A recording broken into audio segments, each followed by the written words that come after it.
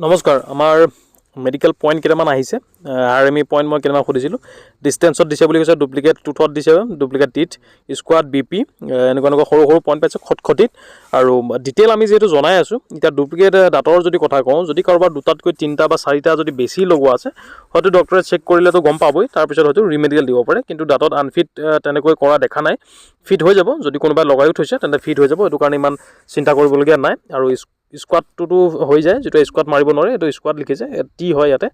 আৰু যিটো carrying angle বুলি কওঁ আমি হাত যিটো বেণ্ড বুলি কয় rejected me for my this hand এজন ল'ৰা ৰিজেক্ট কৰিছিলে এনেকৈ এইটো যোৱা বছৰৰ হয় ল'ৰাজন মোৰ চিনাকিৰে হয় আমাৰ লগত আছিলে কিন্তু তেওঁৰ হাতটো বহুত বেছি বেকা হ'ল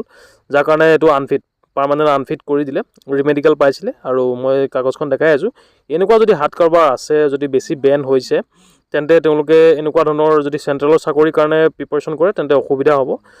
ইয়াতে চাওক এটা লিখি দিছে যিটো কেৰিং এংগল হৈছে 20 আৰু 26 লেফ্ট ৰাইট দুটাই লিখি দিয়া আছে আৰু এপ্লিকেবল যিটো হয় এইটো 10 to 15 ডিগ্ৰী ইয়াতে লিখিছে যে 15ৰ পৰা 10ৰ পৰা 15ৰ ভিতৰত হ'ব লাগিব যদি কাৰোবাৰ 20তকৈ ক্ৰছ গুচি যায়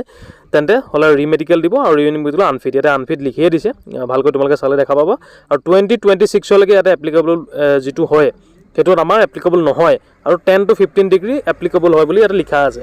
আমি যেহেতু কেৰিং এংগল এবাৰ জুখিছোঁ প্ৰি মেডিকেলত যিসকলে জুখি পোৱা নাই তেওঁলোকে আমাৰ তাত আহিব পাৰে আমি জুখি দিম আৰু এইটো জৰুৰীয়ে হৈ যায় আমি এনেকৈ জুখিছিলোঁ এইবিলাক স্কেল মই কিনি আনিছোঁ কেৰিং এংগল জুখিবৰ কাৰণে আমাৰ একাডেমীত আৰু আমি চাই দিছোঁ যিসকলৰ প্ৰব্লেম নাই তেওঁলোকক আমি কৈ দিছোঁ আৰু যিসকলৰ 2-এজনৰ 15 ডিগ্ৰী প্লাছ পাইছোঁ আমি জনাইছোঁ যে কেনেকৈ থাকিব লাগে ডক্টৰক কেনেকৈ দেখাব লাগে বাকী সকলোকে বহুত বেছি শুভেচ্ছা তোমালোকে ফিট হৈ আহিবা এইটোৱে মই আশা কৰিম যিকেইটা পইণ্ট আছে আমি ধৰক পইণ্টকেইটা জনাই আছোঁ থেংক ইউ